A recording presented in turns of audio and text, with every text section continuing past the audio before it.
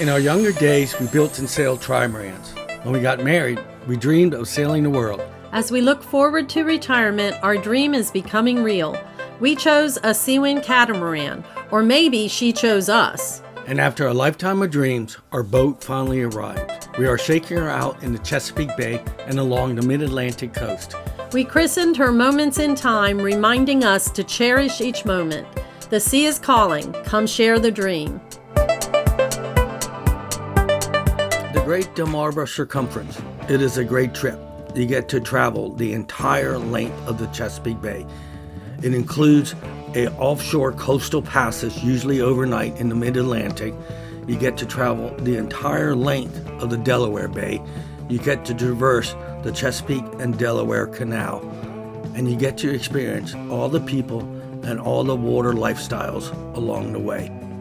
Join us as we complete the 6th and 7th legs of our journey, from Magothy River to Hudson Creek for the night, and finally back home to Solomon's, where we began 7.5 days ago. We awoke the next morning to the all too familiar rain and fog. The wind was blowing 15 plus knots, so we put one reef in and sailed out of the Magothy River, dodging the crab pots and the watermen workboats that were tending to them. We were screaming south at 7 to 8 knots, looking for the Chesapeake Bay Bridge, which was still shrouded in low-hanging clouds. We had AIS and radar running as we took a tack to pass close by the Sandy Point Lighthouse. She looked better than the last time I passed her in 2022. The scaffolding has been removed, and the exterior windows and roofing looks good. However, there is still some more work required to bring her back to her glory days. As we continued our sail south, the Bay Bridge was slowly revealed through the fog. The thickening of the fog also meant that our favorable winds were dying, and the nice gusts that were pushing us south faded to less than 10 knots. We shook the reef out and enjoyed a cup of coffee as we discussed where our anchorage might be for the night.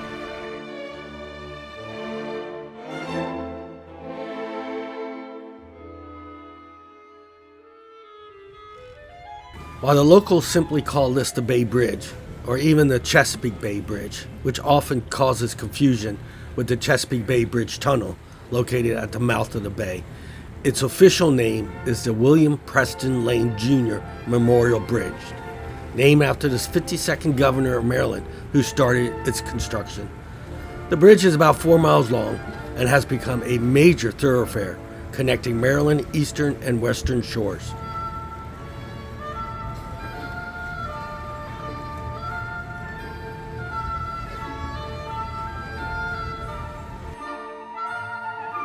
The south span, known today as the eastbound span, was completed in 1952. The north span, known as the westbound span, was completed in 1973.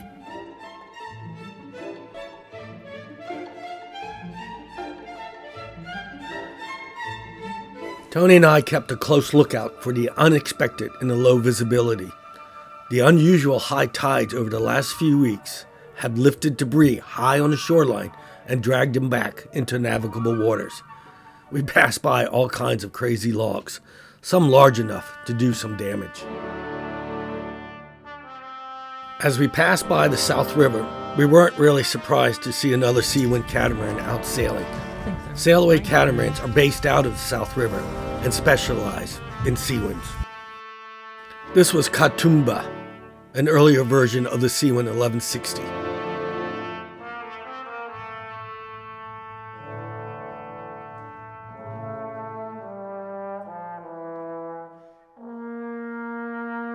How you doing?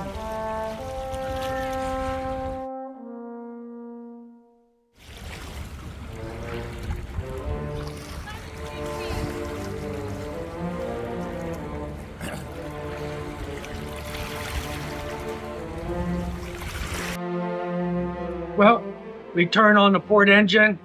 It was 2 hours behind on the right engine. So we want to make sure Lucy gets her fair share over Ricky. Just trying to keep our speed up to about 5.5. We made a decision to make the run to Little Choptank for the night. And hopefully we'll get there, hopefully before 6. So we can have a well, I don't want to say a sundowner. We've only seen the sun maybe total 7 hours this entire trip. But chill and relax. And depending on the weather, we might make the run back into Solomon's tomorrow, or at least into the Patuxent. And almost completing our Delmarva Circumference. Say something. Say something. It's cold. Hard to believe that we're this close to being done. It seems like yesterday we tied the dots. Yeah. Is that it? Yep. Well, you know where all the talent lies, obviously. Toni and I did not want the trip to end. Sharp's Island Lighthouse symbolized how we were feeling. The forecast was calling for rain and fickle winds for the next 4 to 5 days. Remnants of Hurricane Helene bouncing about inland to the south was not causing us any favors. We decided to head further south to give us better options for tomorrow. We just entered the Little Choptank at 4:30. Wow. We kept on going. We were looking for an anchorage in Hudson Creek, probably another hour to kind of protect it from the north-northeast predicted winds overnight. And then we're about a half-day sail from home. Hard to believe that we've done it in 7 days, right? Tony's not talking. But hopefully we'll get this at Anchorage. We're gonna store the Screecher before the rain hits. Hopefully we can get in there before the rain hits. And then kind of tidy up the ankle bridle, because that's still not rigged right. And then Tony's gonna cook dinner tonight, so I'll make sure to get that on film. As if I never cooked dinner. That's not fair. We're having, by the way, shrimp and linguini, and it will be in a olive oil, garlic, and a little butter sauce. And I hope it turns out, because I'm doing it by scratch. I hope it turns out too. Put wine at it. Because I think I'm just gonna kick back and relax this last night. We'll get her cooking. As we entered the Little Choptank, we noticed logs and tree stumps floating in the channel. That required us to be extra diligent in our watch.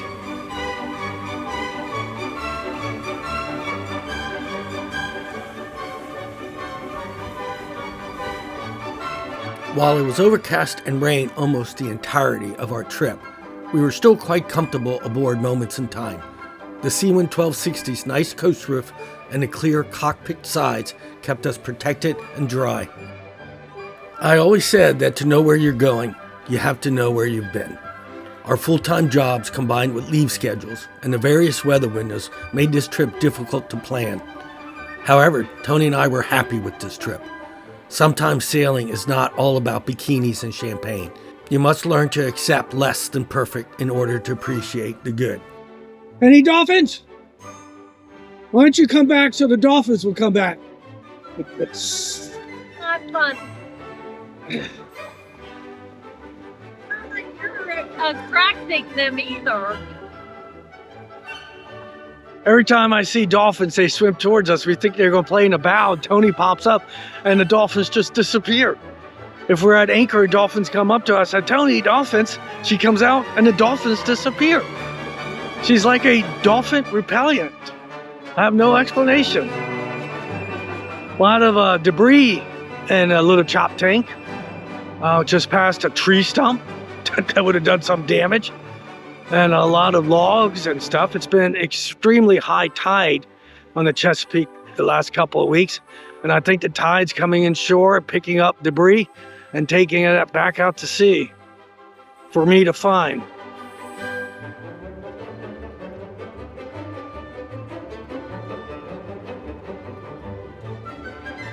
Look at her look for dolphins. Find any?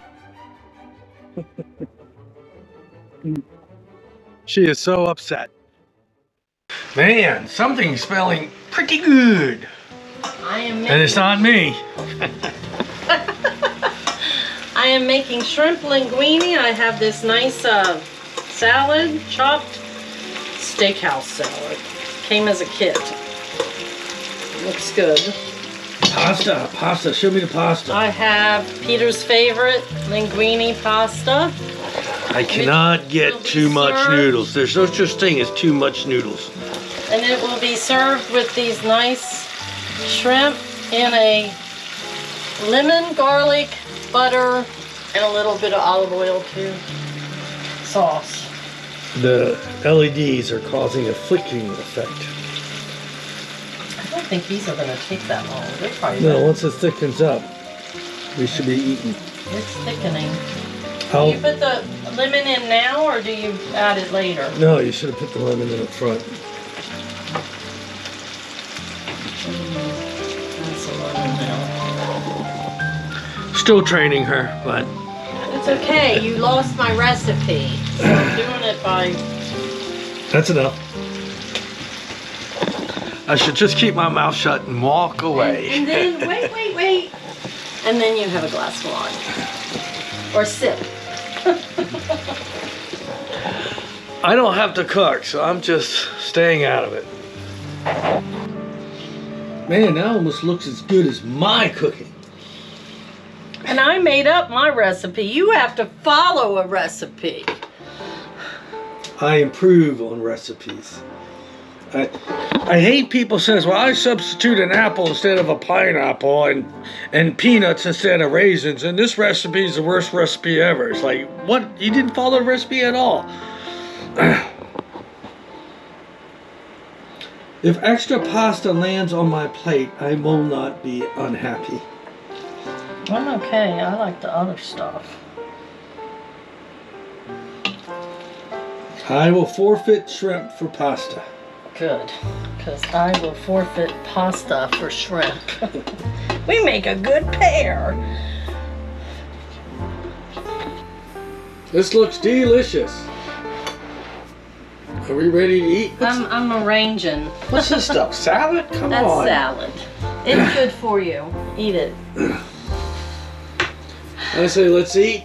What did you do last night? Looks good to me. I'm going to turn the music back on. We're going to chillax and eat and maybe open another bottle of wine. I don't know about that. Maybe a bottle of water. Yeah. Cheers, everybody. Before dinner, we did re-rig our ankle bridle and dropped the furled screecher before the rain came. We did not want to stow the screecher wet. The anchorage was very nice, with the exception of some large horseflies, and the mosquito witching hour at dusk kind of forced us back inside. The anchorage was quiet and protected us from the increasing northeast winds expected during the night. Hey everybody! We left our anchorage this morning in the fog. We anchored in the Hudson Creek that's just off the Little Choptank, and we're on the Little Choptank right now, headed out to the bay to go south. And it's a bit foggy still and overcast, light winds, I would say, and not the best weather, but we do have wind, and this is sailing. Going south, the red-white mid-channel marker CP tells me two things. I'm in the middle of the shipping channel and I better get the hell out, and I should start looking for Cove Point Lighthouse off my starboard quarter.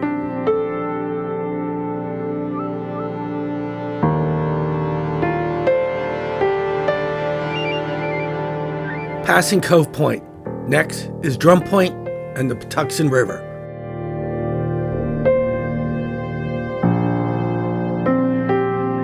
How lucky are we to sail past the Pride of Baltimore under full sail at the mouth of the Patuxent River, as if she was welcoming moments in time back home. These two boats are friends. As those that might remember, Moments in Time was docked across from the Pride of Baltimore during the 2024 Annapolis Spring Sailboat Show. It is almost as if we sailed back in time, where ships like these regularly plowed the waters of the Chesapeake Bay. Passing the Pride of Baltimore under full sail was definitely a highlight of our adventure. We rounded Drum Point and are now back in our home waters of the Patuxent River. As many times as we've sailed in and out of the Patuxent, it was the first time I'd seen the osprey fly over. As on cue, a naval osprey flies overhead, tipping its rotor wings in tribute to moments in time return.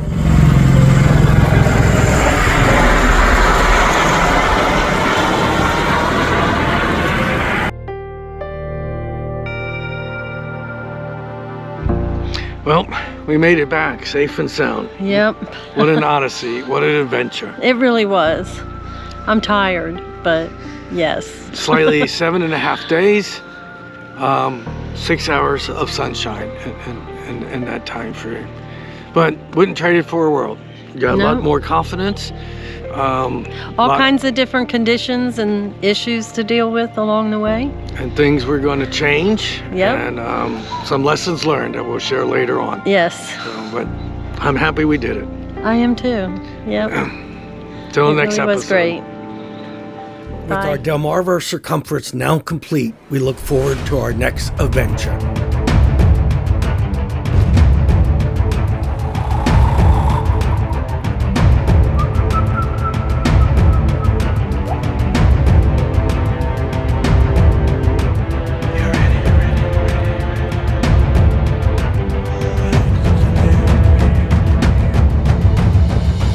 Subscribe.